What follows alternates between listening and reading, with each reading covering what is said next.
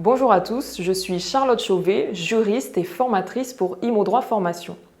Aujourd'hui, nous allons voir ensemble une question particulière qui concerne le congé donné par le bailleur dans le cadre d'une location à destination d'habitation résidence principale.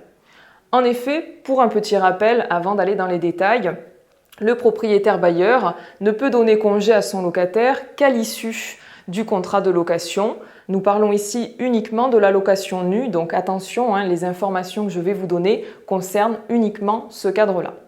Donc le congé ne peut être donné que pour la fin du bail. Il faut absolument qu'il soit reçu par le locataire au moins 6 mois avant la fin de son contrat.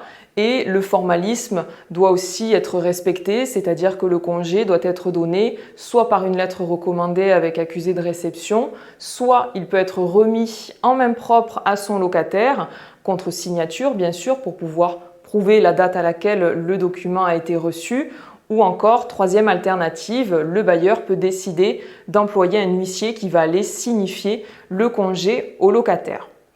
Il faut ajouter à cela que le bailleur ne peut pas délivrer un congé pour n'importe quel motif. Il doit absolument être dans l'une des 3 situations suivantes. Soit il donne un congé pour vendre, soit c'est un congé pour reprise car il veut vivre dans le bien qu'il avait jusqu'alors mis en location, ou encore il peut donner un congé pour un motif légitime et sérieux. Par exemple, son locataire est en situation d'impayé ou bien il a causé des dégradations, il ne souhaite pas que le bail se reconduise avec ce dernier. Il existe une hypothèse particulière qui concerne les propriétaires bailleurs qui achètent un logement qui est déjà loué au moment de leur acquisition. En effet, la loi du 6 juillet 89 prévoit des modalités spécifiques pour ces bailleurs-là s'ils souhaitent donner un congé pour vendre. Lorsque le propriétaire bailleur achète le bien avec un locataire déjà en place, le bail va continuer à se poursuivre de manière tout à fait classique. Si ce nouveau propriétaire souhaite donner un congé pour vente au locataire déjà en place, il va devoir être vigilant. En effet, il faut qu'il regarde combien de temps il reste à courir sur le bail du logement qu'il vient d'acheter. La règle est plutôt simple. Si au moment de son acquisition, il reste moins de 3 ans de bail à courir, dans ce cas-là, le propriétaire bailleur ne pourra pas donner un congé pour la fin du bail qui est en cours, mais uniquement pour la fin de la première reconduction du bail. Donc il devra attendre un certain nombre d'années avant de pouvoir récupérer le bien. Alors ici, on était dans le cadre d'un congé pour vente, donc c'est récupérer pour vendre ensuite le bien. Maintenant que vous connaissez cette règle-là, voyons 2 décisions de justice qui ont été rendues à 1 an d'écart, mais qui ont des positions différentes. Pour commencer, une première décision de la Cour d'appel de Paris, rendue le 6 octobre 2022, était venue nous apporter une précision inédite.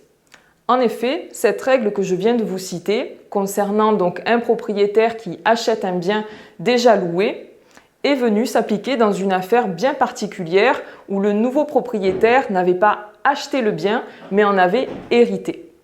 Pensant alors que toutes ces règles que je viens de vous expliquer ne s'appliquaient pas à lui, il avait donné un congé pour la fin du bail en cours dans les formes et les délais requis.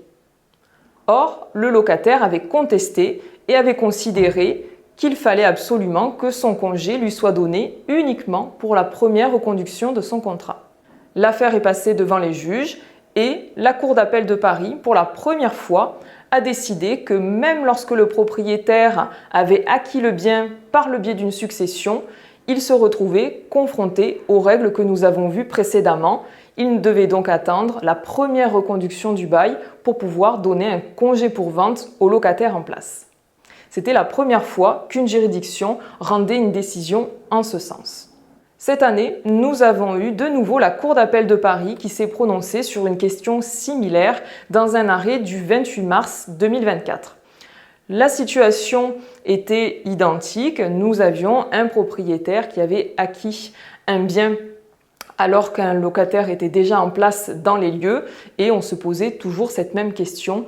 Quelles étaient les règles applicables pour lui s'il souhaitait donner un congé pour vente à ce locataire ? Dans cette affaire, ce nouveau propriétaire avait également hérité du bien.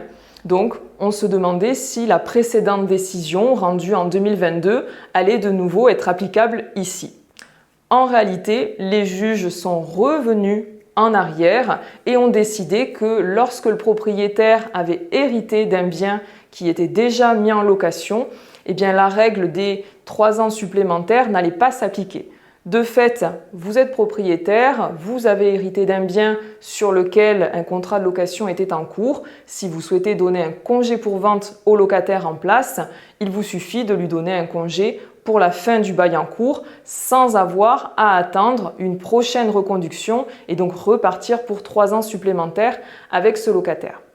Vous voyez, avec ces 2 décisions-là, on voit les fluctuations de la jurisprudence, une position qui était assez atypique en 2022 et qui finalement a totalement été revue en 2024 pour reprendre un courant jurisprudentiel beaucoup plus classique en la matière. Donc soyez vigilants, si vous achetez un bien avec un locataire en place et que vous avez dans l'intention de lui donner congé, attention à ces règles spécifiques, notamment si vous désirez lui donner un congé pour vente. Toujours vérifier le nombre d'années de bail qui reste à courir entre le moment où vous achetez le bien et le moment où le bail est censé se terminer. Dans ces hypothèses-là, le notaire, lors de l'acquisition, vous fait normalement toute une explication sur ces conditions particulières et vous êtes ainsi bien informé de vos droits et obligations en la matière. En espérant que ces explications vous auront éclairé et en vous souhaitant une bonne journée.